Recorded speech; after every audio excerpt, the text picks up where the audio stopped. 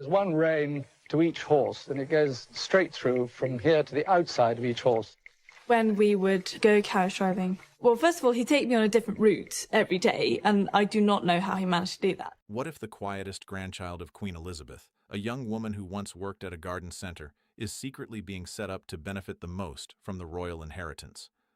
While people focused on Prince Harry's exile and Prince William's wealth, something surprising was happening at the palace. In her final years, Queen Elizabeth was making private choices about her belongings that would shock the House of Windsor and upset one important person, Queen Camilla, the unexpected inheritor. Lady Louise Windsor, the 22-year-old granddaughter you may not know about. What Lady Louise has quietly received, and what it shows about Queen Elizabeth's feelings towards Camilla's family, is a story the palace never wanted you to hear. Stay tuned, because the details are stunning. The Queen's favorite grandchild, a bond nobody saw coming.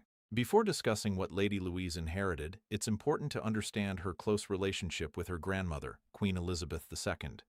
This bond was a well-kept secret within Buckingham Palace. Lady Louise Alice Elizabeth Mary Mountbatten Windsor was born on November 8, 2003, in a dramatic situation. Her mother, Sophie, the Countess of Wessex, had to be rushed to Frimley Park Hospital after experiencing a sudden placental abruption. Louise's father, Prince Edward, was far away in Machias and missed her birth. She was delivered through an emergency cesarean section, and both mother and baby faced serious blood loss. The tiny premature baby was taken to the neonatal unit at St. George's Hospital in London. She was very fragile and vulnerable, raising deep concern for the Queen. Louisa's rocky start created a strong protective instinct in the Queen that influenced their relationship over the next 2 decades. Louise also faced challenges early on. She was born with a condition called esotropia, which caused her eyes to misalign, and she had multiple surgeries as a child. Being the Queen's youngest granddaughter and separated from her older cousins by several years, brought out a tender side in the Queen that few outside the family saw. A palace insider shared in 2019 that the Queen favored Louise, saying that the Queen enjoyed their time together at Balmoral and formed a close bond with her, closely followed by her brother James. This surprise favoritism was notable, especially over the older cousins like William and Harry. The insider noted that Louise won everyone over at Balmoral by helping Prince William and Kate with their children during family holidays. She patiently taught Princess Charlotte to draw pictures of rabbits and deer. Because of Louise's artistic talent, the Queen even allowed her to view Queen Victoria's personal sketches from the Highlands, which were rarely shared with others. Joe Little, the managing editor of Majesty magazine, explained that the Queen and Louise shared a unique bond because Louise was her youngest granddaughter. Her fragile health and early life worried her grandparents, which made them treasure her even more. Royal journalist Rebecca English recalled a touching moment when she learned from a palace staff member that the Queen once sat with Louise and her brother James, watching the children's show Mr. Tumble together. The Queen would visit them at their home near Windsor, or they would go to her to share this simple and lovely time watching TV. In these peaceful moments, away from cameras and royal duties, the foundation was laid for important decisions that would later impact the royal family. Prince Philip's most prized possessions, the first major inheritance. Lady Louise holds a special place in the royal family, a fact highlighted by Prince Philip.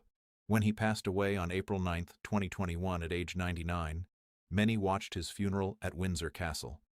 2 beautiful fell ponies, Balmoral Niece and Knotlaw Storm, stood beside a dark green carriage.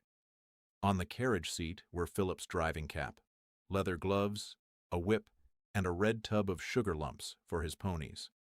These items symbolize Philip's long bond with his ponies. He had started competitive carriage driving in 1971 after arthritis ended his polo career. He represented Great Britain in 6 World Championships and 3 European Championships, competing well into his 80s. The carriage that carried his coffin was his latest one, made to his specifications and designed with his extensive knowledge of driving. Philip left the carriage, ponies, and his legacy to Lady Louise. He personally taught her to drive a carriage during her teenage years. They spent hours together in Windsor Great Park, training in horse-drawn carriages.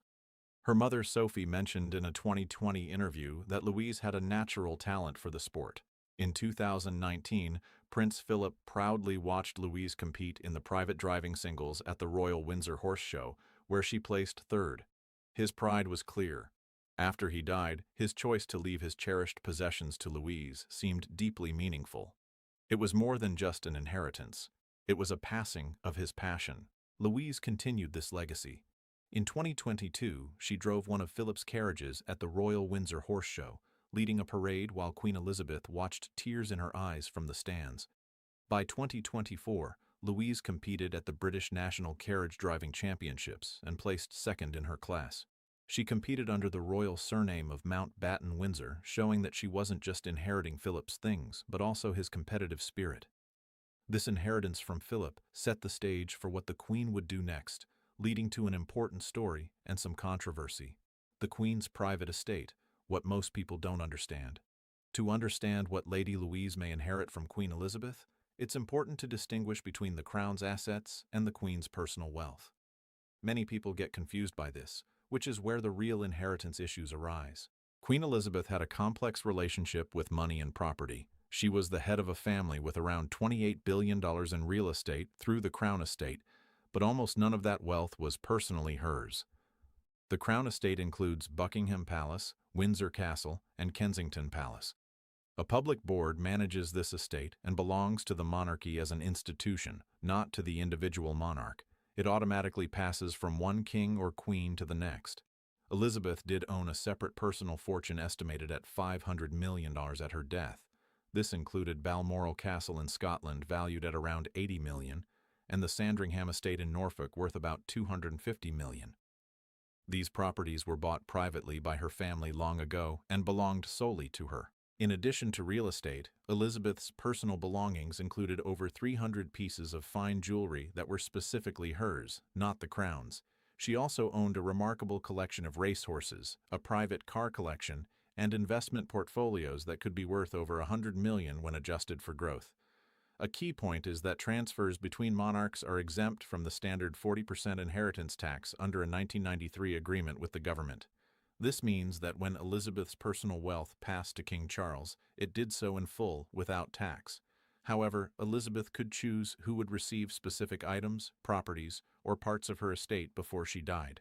Reports suggest she made some surprising decisions about these inheritances. A source told Radar Online in July 2022, just 2 months before her death, that she had been focusing on her favorite pieces and determining who deserved what. The whispers hinted at last-minute changes to her will that would shock her heirs. These last-minute changes sparked anger among certain members of the royal family. The jewelry war, Kate versus Camilla, and the seeds of resentment. The first major issue involved Queen Elizabeth's personal jewelry collection, which set the stage for what happened next. Reports state that Queen Elizabeth decided to leave about $110 million worth of her personal jewelry, out of a total of 300 pieces, to Catherine, Princess of Wales. This was a significant gift and showed the close bond that developed between the Queen and Kate in the last months of Elizabeth's life. However, this decision caused some anger in one part of the palace: Camilla's. An insider told Radar Online, "Kate is clearly the family favorite. She'd never say it, but it's one reason Camilla resents Kate." To understand why this is important for Lady Louise, we need to look at the bigger picture. Queen Elizabeth was not sharing her wealth fairly. She was making specific choices that showed she favored those she felt closest to while ignoring others. Camilla's net worth is around $5 million, much less than the royal family's total wealth. Even though she has access to significant resources through Charles, the Queen's decisions about her estate showed where Elizabeth's true loyalties lay. Camilla was not the only one paying attention. Her children, Tom Parker B.S. and Laura Lopes, were in the royal world. They could see the wealth being shared, but were never fully part of the family circle. Tom Parker B.S., a food critic and author, has become closer to Buckingham Palace and often attends events with his mother. Some European media outlets suggest he could benefit from King Charles's future will, but that depends on Charles's choices and Camilla's influence. Queen Elizabeth's estate was hers to give away, and she gave it to the people she loved most. Why Edward and Sophie's family was quietly elevated.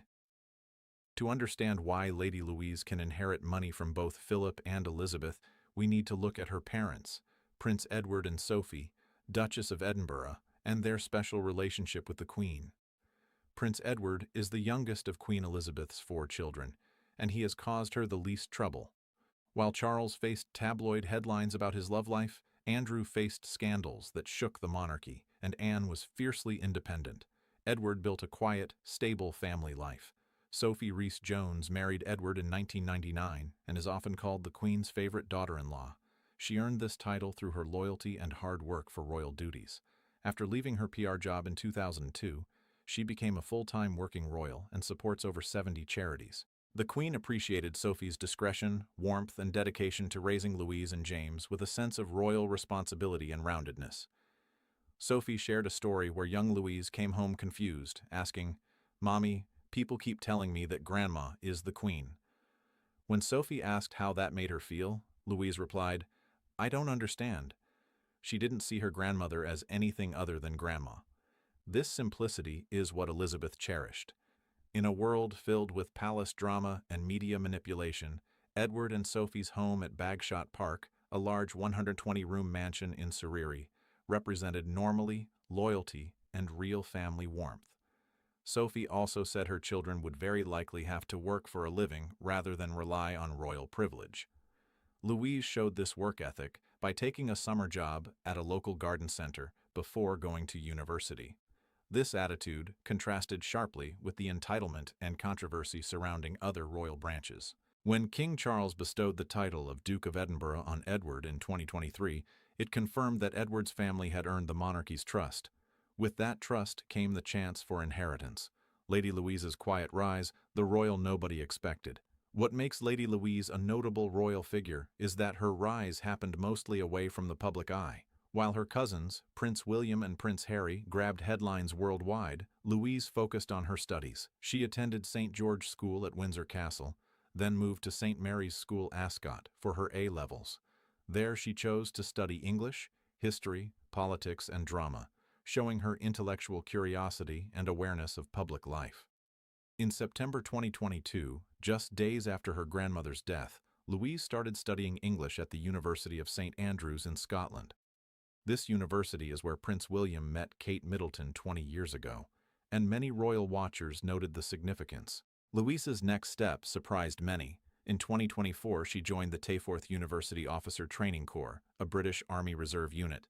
Photos showed her in military gear, complete with face paint and a helmet marked Windsor, training with her peers. By 2025, she became an officer cadet in the Army Reserve.